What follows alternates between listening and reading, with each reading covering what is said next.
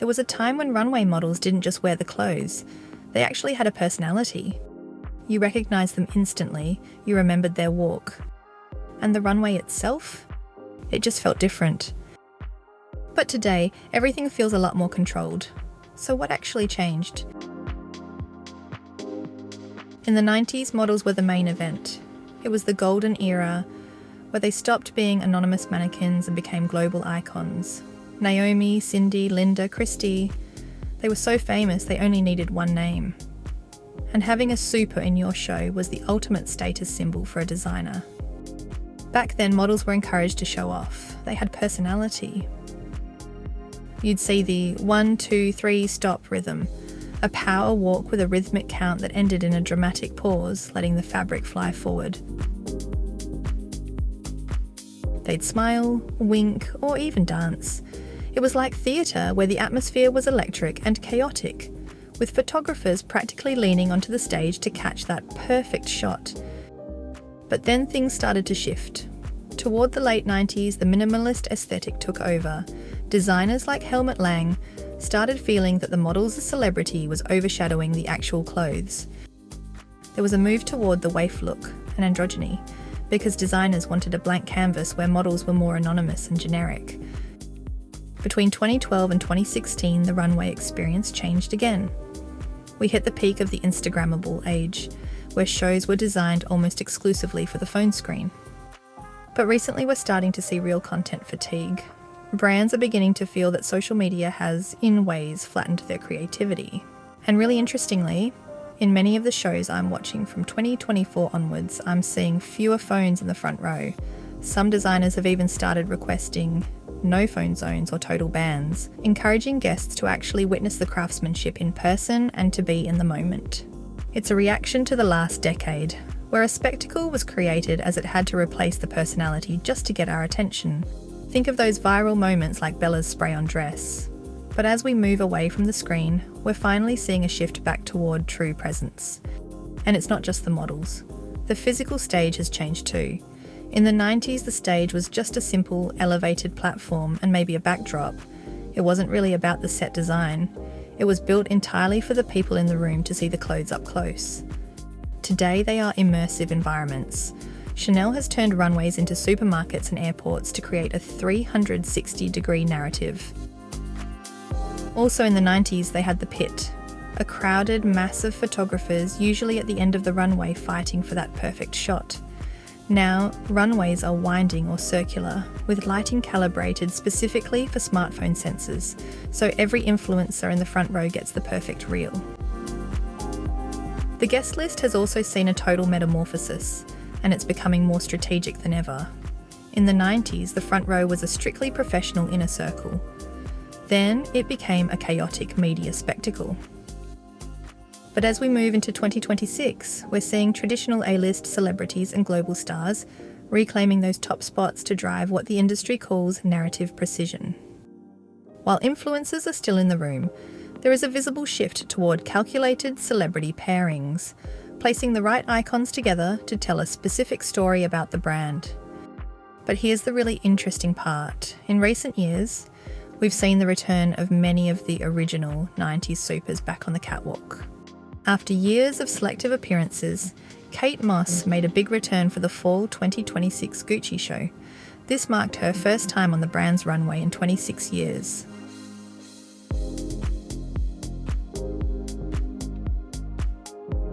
And known for her beautiful walk, Shalom Harlow opened the Schiaparelli Spring 2024 runway show.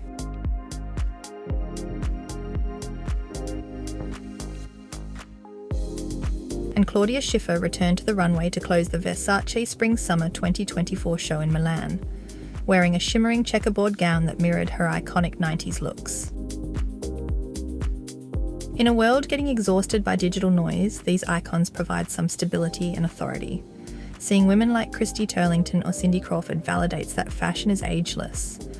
It's a sign that brands are trying to move away from the 15-second viral moment and back toward actual presence and long-term style. To really see the difference, let's see then versus now from some of the houses. Take Versace. In the 1994 fall show, the runway was an explosion of colour. It was high glamour, but the setup itself was still relatively simple, just a clean, classic shape, illuminated by glowing underlighting. What really stands out is the movement. The models weren't necessarily smiling, but their expressions were soft, and every model had a walk that was entirely her own. They weren't just following a pattern, they were bringing their own energy to the clothes. Now look at Versace for spring 2025. It's stunning, but there's a little clinical feel to it. The lighting is perfectly calibrated for a 4K camera, and the models move with a synchronised, almost robotic precision.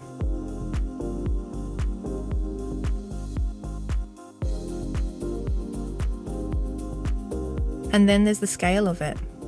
The runway is this massive X shape. It's an incredible amount of ground to cover, and you can feel how the focus has shifted from a moment to the sheer scale of the production.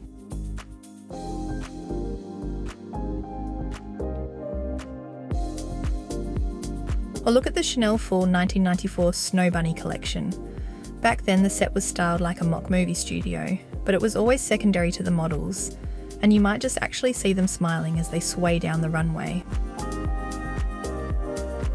But what really stands out is that the models actually command the runway, and you still look at the clothes. They aren't just walking a line, they own the space.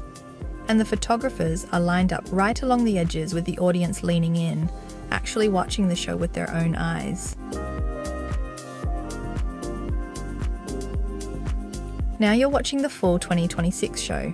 Staged at the Grand Palais in Paris, it's a massive, larger-than-life spectacle.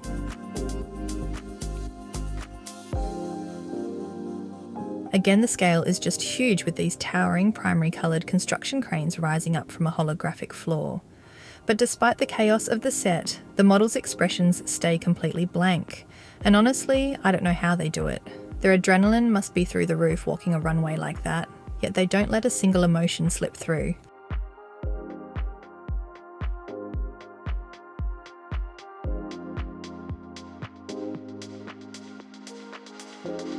In the mid-90s, Prada was already pulling away from the high-energy theatrics of the other houses.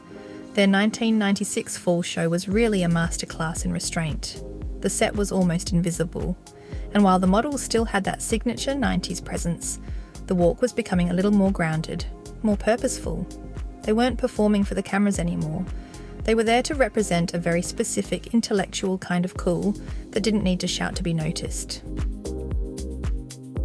Now look at Prada today for spring 2026.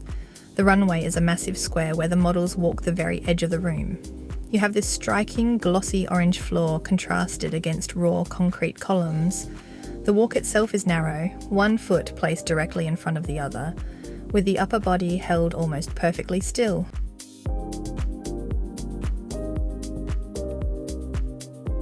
As an audience member, the perspective has shifted. Instead of looking at a stage where one or two models command your attention like they did in the 90s, you're viewing a continuous flow of garments passing directly in front of you. The focus isn't on the person, it's on the rhythm of the collection.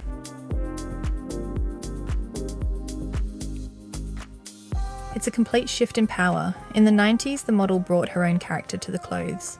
At Prada today, the model is an extension of the architecture. It's beautiful and it's precise, but it's a world away from the individual character of the past. And as we start to put our phones down and actually look at the clothes again, maybe we're starting to find that feeling once more. So maybe nothing is actually missing. It's just evolved. Things change over time, right?